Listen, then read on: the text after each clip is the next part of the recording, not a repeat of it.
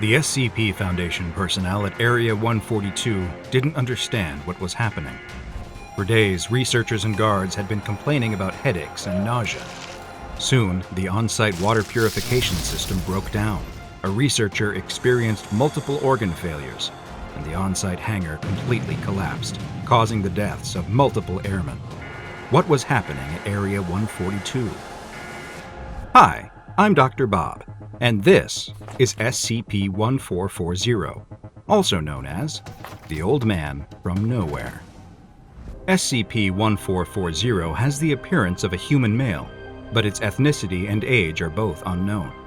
When asked any details about itself or its past, including its name, birth date, or place of birth, SCP-1440 refuses to answer, though it's unknown if it is refusing to give this information, or if it simply does not know the answer to these questions.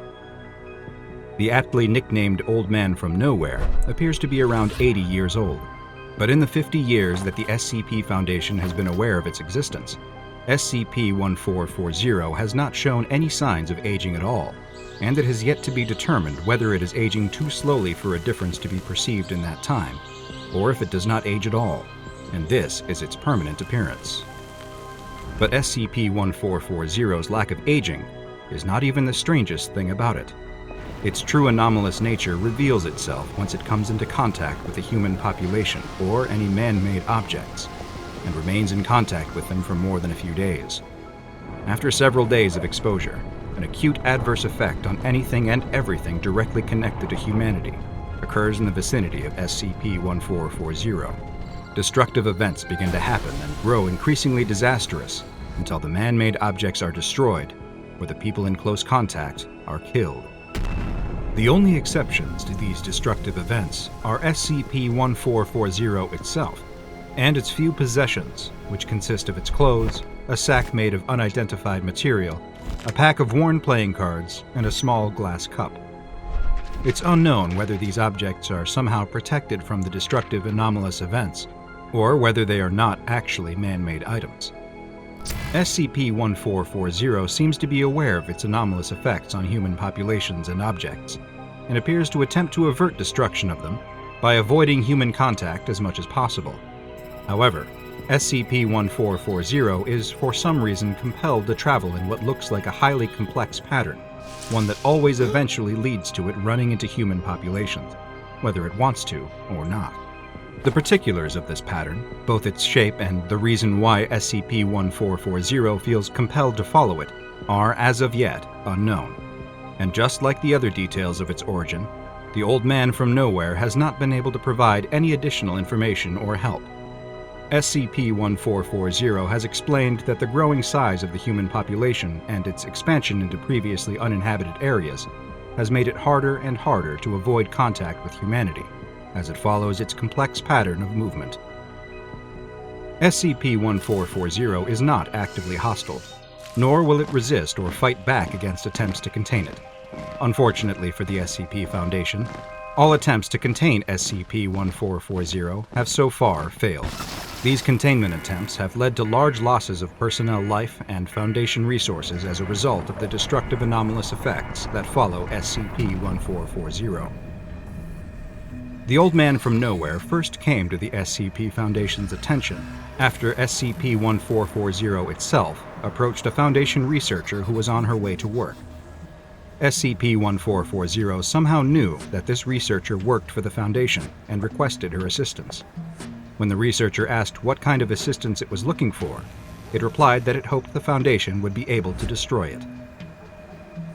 It was brought to an SCP Foundation site for further questioning and study, which is where the destructive anomalous effects were first witnessed. The entire site was destroyed, killing multiple site personnel, as well as causing the destruction of 6 safe and Euclid-level SCP objects. So far, all other attempts to contain SCP-1440 have resulted in similar destructive events. SCP-1440 doesn't resist the SCP Foundation's attempts to contain it. During a 4th such attempt by the Foundation, SCP-1440 was brought to Area 142. The Old Man from Nowhere applauded the Foundation's ongoing efforts, but also expressed that it was for the best that it be allowed to leave, as the results for the researchers would be the same as the previous 3 attempts: death for all involved. SCP-1440 told the researcher interviewing it that its first brother had already arrived and was standing behind the researcher. It went on to explain that the brothers are different, but one and the same. They are all cruel, vengeful, and capable of holding a grudge for a long time. They are the cause of SCP-1440's misfortune, and therefore the cause of anyone who comes into contact with it. It then told the researcher that the second brother had arrived, and that time was running short. If it wasn't released soon, then the destruction would start. The researcher asked about the third brother, and questioned how much time they had since the third had apparently not yet arrived. SCP-1440 explained that the third, despite being the cruelest of all, never arrives, and that it's actually the appearance of the last brother that will somehow set the old man from nowhere free. SCP-1440 has spent countless months and years searching for the third brother, trying to return something that he won from the other 2. It then made a reference to challenging death itself to a game of cards for its life, and if the researcher is ever in such a situation, they must not do what the old man from nowhere did: win. At that very moment, the on-site nuclear device stored at Area 142 detonated, despite it having multiple failsafes in place that should have made such a detonation impossible. Area 142 was destroyed, and all on-site personnel were killed.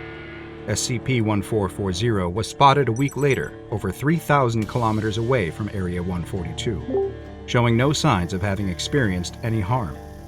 After 3 additional containment attempts were made, and all ended in a similarly disastrous fashion, future attempts to contain SCP-1440 have been suspended indefinitely, until a suitable containment procedure that doesn't involve an unacceptable loss of resources and personnel can be found.